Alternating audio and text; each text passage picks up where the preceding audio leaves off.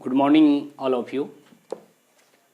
होली की ढेर सारी शुभकामनाओं के साथ मैं आशा करता हूँ कि आप लोग अपने जीवन में रंगीन भरी रंगों से कुछ ज़रूर सीखे होंगे और अपने सपना को साकार करने के लिए कुछ प्रतिज्ञा भी किए होंगे। आइए मैं आज स्टार्ट करते हैं। एक पंक्ति,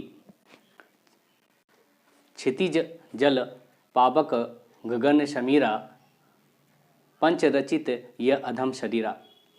इस पंक्ति में तुलसीदास जी कैसे वर्णन किया है और उसकी हमारे जीवन में क्या सार्थकताएं हैं और वर्तमान में हम इसको किस रूप में देख रहे हैं, इस पे भी आज हम बात करते हैं। तो तुलसीदास ने इस पंक्ति के माध्यम से जो बताया है, क्षितिज जल पावक गगन शमीर पंच रचित यह अधम शरीर। इन्हीं 5 तत्वों से मिलकर दुनिया की सारी वस्तुओं का निर्माण हुआ है। अगर हम देखें तो इन्हीं 5 तत्व से मिलकर पूरे मानव शरीर का निर्माण हुआ है, बना है। तो ये क्षितिज का यहाँ शाब्दिक अर्थ है पृथ्वी से है, और जल यहाँ पानी से है, और पावक का यहाँ पर जो मीनिंग है, पावक का मीनिंग आग से है, और गगन का अर्थ यहाँ पे आकाश से है, और शमीर का मतलब यहाँ पर हवा से है। तो इन्हीं 5 तत्वों से मिलकर किसी भी वस्तु का निर्माण हुआ है, और हमारा शरीर भी इन्हीं 5 तत्वों से मिलकर बना है, और इसी में हम लोग 5 तत्व में विलीन भी हो जाते हैं, ऐसा कहा जाता है। तो क्षितिज जल पावक गगन समीरा पंच रचित यह अधम शरीरा की जो इस पंक्ति की जो रचनाकार हैं, इसकी जो रचना है वह तुलसीदास द्वारा है। तुलसीदास ने इसकी रचना किया है। तो यहाँ पे दुनिया की जो सारी वस्तुएं हैं वह इन्हीं 5 तत्वों से मिलकर बना है। आज हम बात करते हैं कि पदार्थ क्या है। जो पदार्थ जो है वो क्या है। तो पदार्थ को अगर हम समझने की कोशिश करते हैं, ये पदार्थ जो है मैटर को समझने की कोशिश करते हैं, मैटर को समझने की कोशिश करते हैं कि पदार्थ जो है किसे कहते हैं। तो पदार्थ जो है वह जो स्थान घेरता हो, जिसमें भार हो, और जो अपनी संरचना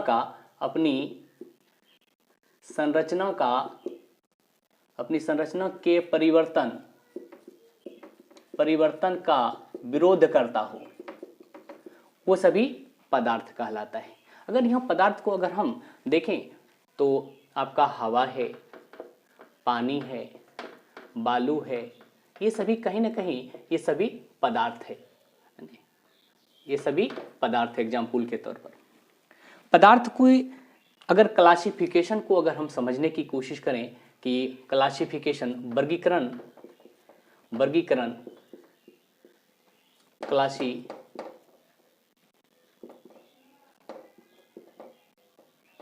क्लासिफिकेशन को अगर समझने की कोशिश करते हैं, कि इसको कैसे क्लासिफिकेशन वर्गीकृत में किया गया है, तो इसके पदार्थ का जो वर्गीकरण है, इसको आप यहाँ पे देख सकते हैं कि इसको आप भौतिक और रासायनिक में इसको आप देख सकते हैं। भौतिक और रासायनिक अवस्था में इसको 2 भागों में इसको बांटा गया। और भौतिक जो अवस्था है, भौतिक अवस्था को अगर हम समझने की कोशिश करते हैं तो भौतिक अवस्था के अंतर्गत आपका ठोस, द्रव और गैस आता है। रासायनिक अगर इसकी वर्गीकरण को देखते हैं तो इसमें आपका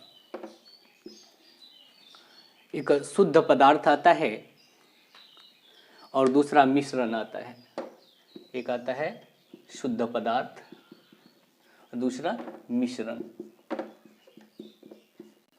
शुद्ध पदार्थ में अगर हम देखें तो शुद्ध पदार्थ को अगर जो वर्गीकृत करके हम देखने की कोशिश करते हैं तो इसको जो है शुद्ध पदार्थ को दो भागों में बांटकर देखा गया है, और वह है तत्व और यौगिक। वह क्या है? तत्व और यौगिक। तत्व और यौगिक, ये दो भागों में इसको बांट के देखा गया है।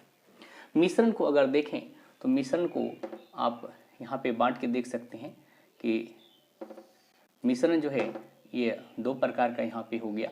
एक समांग होता है, समांग, और दूसरा विषमांग। विषमांग तत्व को अगर हम देखें तो तत्व को दो भागों में बांटकर अगर हम देखें तो एक तो धात्विक तत्व होगा, धात्विक होगा, और दूसरा अधात्विक, अधात्विक।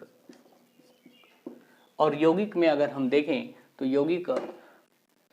यौगिक को अगर क्लासिफाई करें तो यौगिक जो है वह कार्बनिक यौगिक होगा और अकार्बनिक यौगिक होगा।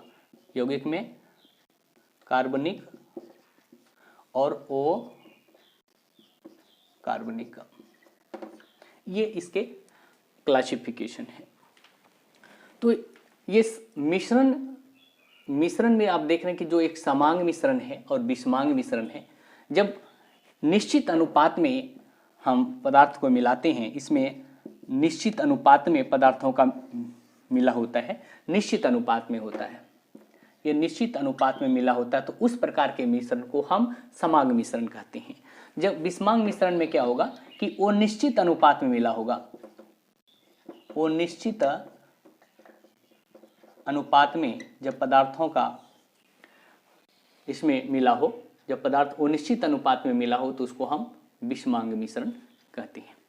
तो पदार्थ की जो अवस्थाएं हैं, भौतिक अवस्था को अगर हम देखें तो ठोस, द्रव और गैस, ये पदार्थ की जो अवस्था को अगर हम देखें, पदार्थ की तीन अवस्थाएं हैं, पदार्थ की तीन अवस्था हैं। तो तीन अवस्था में आप देखा ठोस, द्रव और गैस, तीन अवस्था, तीन अवस्थाएं, ये तीन अवस्थाएं हैं, ठोस, द्रव और गैस।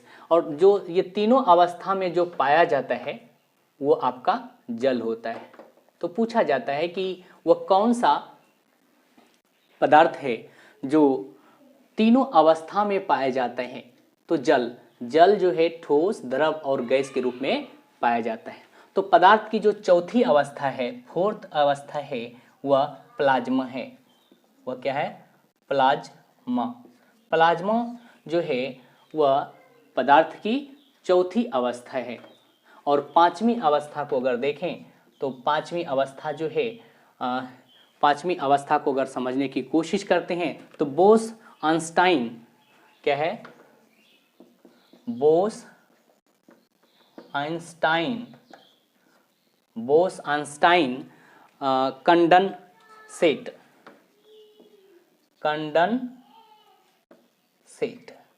तो बोस-आइंस्टाइन कंडेंसेट जो है वो पदार्थ की पांचवी अवस्था है। तो यहां से भी क्वेश्चन पूछा जाता है। ये जो पदार्थों का जो वर्गीकरण है, क्लासिफिकेशन है, भौतिक अवस्था में आप ये चीज देख रहे हैं। रासायनिक अवस्था जो है वो शुद्ध पदार्थ और मिश्रण देखें, शुद्ध पदार्थ तत्व और यौगिक में डिवाइड हो गया। तत्व धात्विक और अधात्विक प्रकार के हो गया, यौगिक में कार्बनिक और अकार्बनिक पदार्थ। तो आपसे एग्जाम में क्वेश्चन बनता है कि कौन सा कार्बनिक पदार्थ है, कौन सा अकार्बनिक पदार्थ है, समांग मिश्रण क्या होता है, विषमांग मिश्रण क्या होता है। तो इस चीज को आपने देखने की कोशिश किया। एक महान ऋषि हुआ करते थे कनाद महोदय।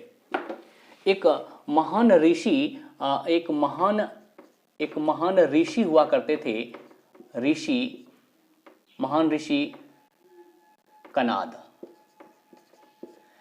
एक महान ऋषि कनाद हुआ करते थे और इस कनाद ने बताया है कि दुनिया की जो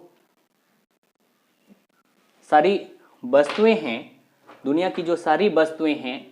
इन्होंने बताया कि दुनिया की जो सारी वस्तुएं जो हैं वो अत्यंत सूक्ष्म कणों से मिलकर बना होता है, जिसे आप परमाणु कहते हैं। तो ये महान जो ऋषि कनाद ने बताया कि दुनिया की सारी वस्तुएं अत्यंत सूक्ष्म कणों से मिलकर बना होता है, जिसे परमाणु कहते हैं। ये कनाद ने पहले ही बता दिया था। और ये परमाणु सिद्धांत की चर्चा जो है, कनाद के एक दर्शन है वैशेषिक दर्शन। तो कनाद का एक दर्शन है यहाँ पे वैशेषिक दर्शन में उन्होंने परमाणु सिद्धांत के बारे में बताया है, जो कि एग्जाम में ये क्वेश्चन पूछा जाता है कि वैशेषिक किस दर्शन में परमाणु सिद्धांत का वर्णन है। तो परमाणु सिद्धांत का अगर वर्णन की अगर बात करते हैं तो परमाणु सिद्धांत यहीं पे दिया हुआ है। तो वैशेषिक दर्शन में परमाणु सिद्धांत के बारे में विशेष चर्चा है। तो बाद में तो परमाणु का जो नाम दिया गया वो डाल्टन के द्वारा दिया गया, लेकिन डाल्टन महोदय ने भी इसी वैशेषिक दर्शन के आधार पर ही इसका नाम परमाणु दिया गया, उसका वर्णन किया। लेकिन इससे पहले जो है ऋषि मुनियों ने परमाणु की परिभाषा दे चुका था, सिर्फ उन्होंने उसको उसी के हूबहू उसको जो है प्रकाशित किया। तो वैशेषिक दर्शन की जो रचना है किसने दिया है, तो महान ऋषि कनाद के द्वारा इस दर्शन को दिया गया है। और यह दर्शन में परमाणु सिद्धांत के बारे में वर्णन है। तो दुनिया की जो सारी वस्तुएं अत्यंत सूक्ष्म कणों से मिलकर बना होते हैं, उसे हम परमाणु कहते हैं। ये सूक्ष्मतम कण को हम क्या कहेंगे, परमाणु कहेंगे। इसका वर्णन ऋषि कनाद ने कर दिया है। मैं आशा करता हूँ कि आप बहुत शॉर्ट समय में आप बहुत अच्छी चीज़ों को समझने का प्रयास किया। मैं आशा करता हूँ कि आप स्वस्थ हैं, मस्त हैं और अपने जीवन में सारी खुशियों के साथ और तमाम आशाओं के साथ अपनी आशा को पूर्ण विश्वास के साथ कामयाब होने में अपनी सार्थकता के साथ समर्थ हैं, मजबूत हैं। मैं आशा करता हूँ कि आप स्वस्थ रहिए, मस्त रहिए और अपने परिवार के साथ रहिए। धन्यवाद। आपका दिन शुभ हो, मंगलमय हो।